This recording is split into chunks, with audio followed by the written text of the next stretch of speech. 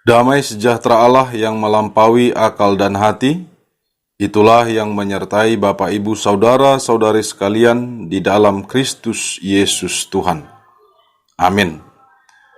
Bapak Ibu Saudara-saudara yang dikasihi oleh Tuhan Yesus Kristus, firman Tuhan pada minggu ini tertulis pada Injil Lukas pasal 6 ayat 39 sampai ayat 42.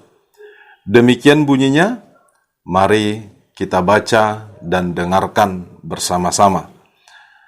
Yesus mengatakan pula suatu perumpamaan kepada mereka. Dapatkah orang buta menuntun orang buta? Bukankah keduanya akan jatuh ke dalam lubang? Seorang murid tidak lebih daripada gurunya, tetapi barang siapa yang telah tamat pelajarannya akan sama dengan gurunya. Mengapakah engkau melihat selumbar di dalam mata saudaramu, sedangkan balok di dalam matamu sendiri tidak engkau ketahui?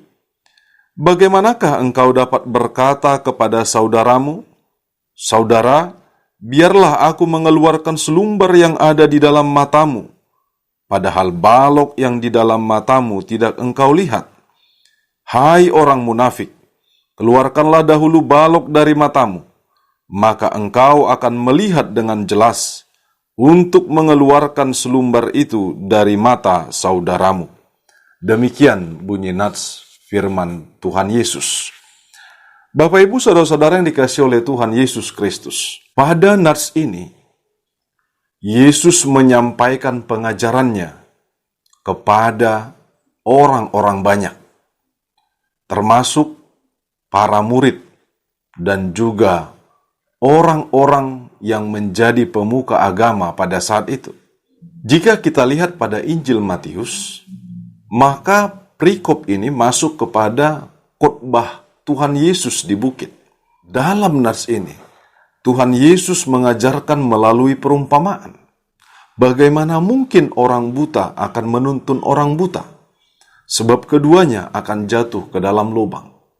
Kata buta yang disampaikan oleh Tuhan Yesus di sini, di dalam bahasa Yunani disebut tiflon, yang berarti adalah buta tidak bisa melihat. Namun secara adjektif atau dalam kata sifatnya, kata buta sendiri memiliki arti ketidakmampuan atau ketidakmengertian tentang sesuatu hal. Kata buta yang disampaikan Tuhan Yesus pada perumpamaan ini menyatakan ketidaktahuan atau ketidakmengertian tentang sesuatu hal. Bagaimana mungkin seseorang yang tidak memiliki pengertian menuntun orang agar memiliki pengertian? Dan itu adalah ketidakmungkinan. Itulah yang disampaikan Tuhan Yesus yang pertama. Bapak Ibu Saudara-saudara yang dikasihi oleh Tuhan Yesus Kristus. Selanjutnya Tuhan Yesus mengatakan, seorang murid tidak lebih daripada gurunya, tetapi barang siapa yang telah tamat pelajarannya akan sama dengan gurunya. Firman ini mau menyatakan bahwasanya seorang guru akan lebih memiliki pengertian, atau seorang guru akan lebih memiliki kemampuan daripada seorang murid. Oleh karenanya seorang guru akan mampu membimbing, mengarahkan murid-muridnya kepada pengertian yang dimiliki oleh gurunya sendiri. Namun ketika seorang murid sudah mengerti apa yang disampaikan oleh gurunya, maka seorang murid akan disamakan pengertiannya dengan seorang guru. Di ayat 41 Tuhan Yesus mengatakan, "Mengapakah engkau melihat selumbar di mata saudaramu, sedangkan balok di dalam matamu sendiri tidak engkau ketahui?" Dalam hal ini Tuhan Yesus hendak mengatakan, kebanyakan orang yang tidak memiliki pengetahuan atau tidak memiliki pengertian akan lebih cenderung hanya melihat kesalahan orang lain tanpa melihat kesalahannya sendiri. Sebab ketidakmampuan atau ketidakmengertian itu disamakan dengan kebodohan, dan kebodohan itu diumpamakan seperti balok yang menutupi mata pengertian kita. Sebab kebodohan itu akan menyelubungi pengertian yang sesungguhnya. Sebab itulah Tuhan Yesus selanjutnya mengatakan, alangkah lebih baiknya seseorang itu lebih dahulu untuk mengeluarkan balok yang ada pada matanya, daripada dia akan mengeluarkan selumbar dari mata orang lain atau dari mata saudaranya. Dalam kesempatan ini, Tuhan Yesus mengajar murid-muridnya, sekaligus menghardik para pemuka agama Yahudi yang disebut Tuhan Yesus sebagai orang yang munafik. Sebab ketidakmampuan seseorang atau ketidakmengertian seseorang akan menjatuhkan seseorang itu kepada kemunafikan. Bagaimana mungkin seorang pengajar tidak memiliki pengertian? Demikian halnya para pemuka agama pada saat itu, berusaha untuk memberikan pengertian melalui pengajarannya, tetapi balok di matanya masih menyelubungi pengertian yang sesungguhnya.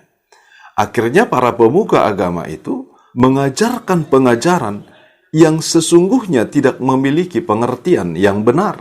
Dan akhirnya itu terlihat dari perilaku-perilaku para pemuka agama pada saat itu, yang tidak bisa untuk menerima pengajaran yang disampaikan oleh Tuhan Yesus, padahal itu adalah pengajaran yang sesungguhnya. Maka biasanya perikop ini dipakai pada tema-tema minggu tentang menghakimi. Sebab kecenderungan orang-orang yang tidak memiliki pengertian yang benar, maka sikapnya akan lebih cenderung dengan kemunafikan dan akan menghakimi orang lain dengan lebih dahulu melihat kesalahan orang lain tanpa melihat kesalahannya yang besar.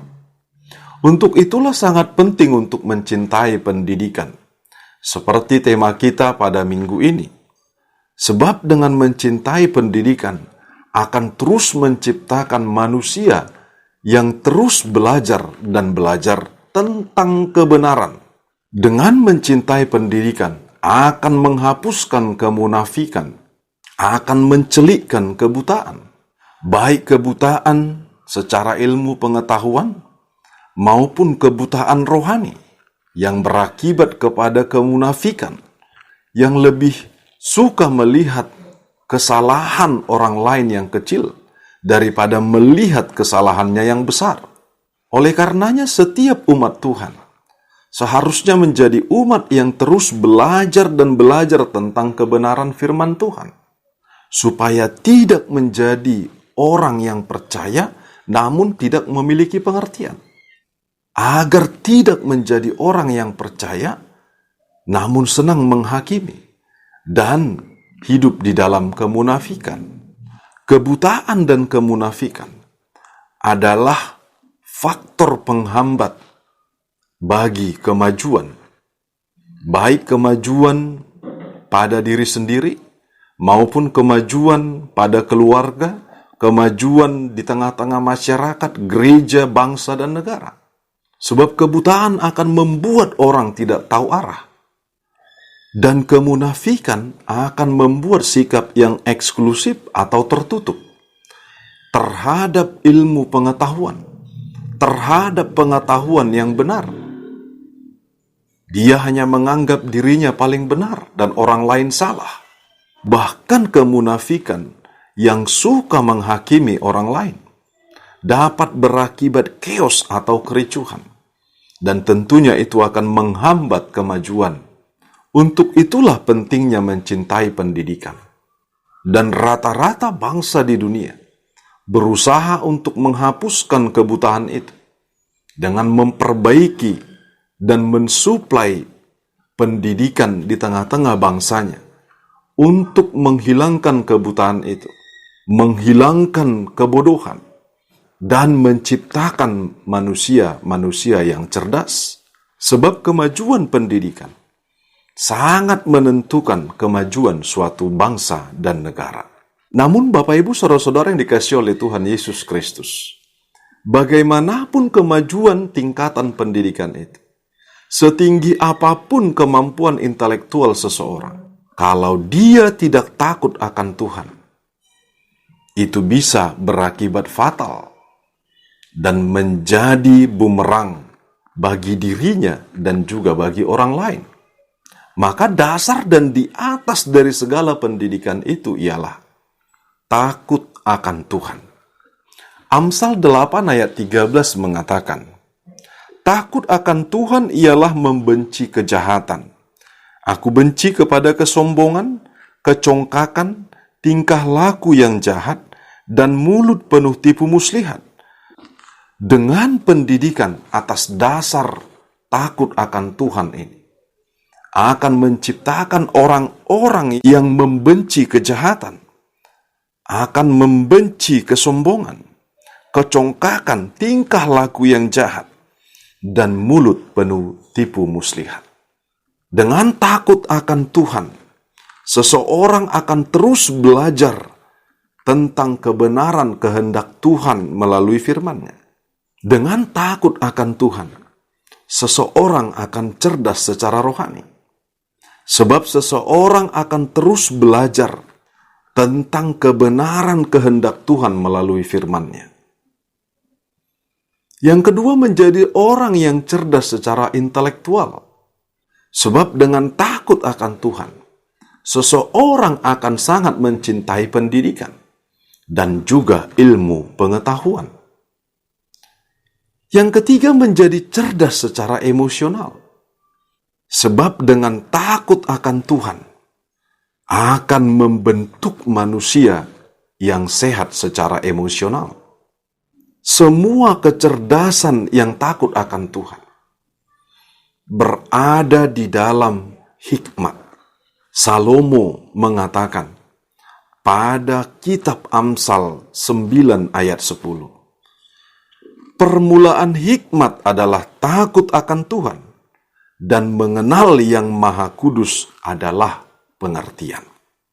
Oleh karenanya Bapak Ibu Saudara-saudara yang dikasihi oleh Tuhan Yesus, sebagai orang-orang yang percaya terhadap Tuhan Yesus Kristus, dimintakan agar mencintai pendidikan dan terus belajar dan belajar di dalam kehidupannya. Sebab kita memiliki Maha Guru, yakni Tuhan Yesus Kristus itu sendiri. Dengan menerima ajaran Tuhan Yesus Kristus, maka balok dan selumbar yang ada di mata kita akan dilepaskan. Kebutaan akan dicelikkan, dan kemunafikan akan berubah melalui didikan firman Tuhan menjadi hikmat dan kebijaksanaan. Amin. Tuhan Yesus memberkati kita sekalian. Kita berdoa. Bapa dalam surga, terpujilah Engkau Tuhan buat kasih setiamu dan penyertaan-Mu.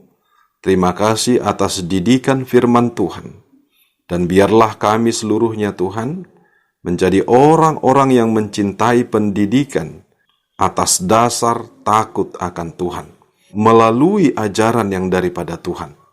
Biarlah kiranya Tuhan seluruh umat-Mu yang ada di atas bumi ini memperoleh pengertian dan menjadi orang-orang yang berhikmat dan berpengetahuan, serta dimampukan untuk menjadi berkat bagi setiap waktu kehidupannya.